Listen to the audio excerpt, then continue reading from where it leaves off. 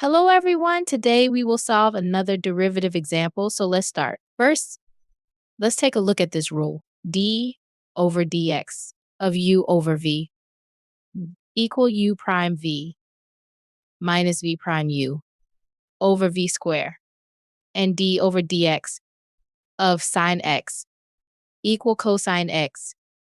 And our example for today is d over dx of sine x over 2x squared.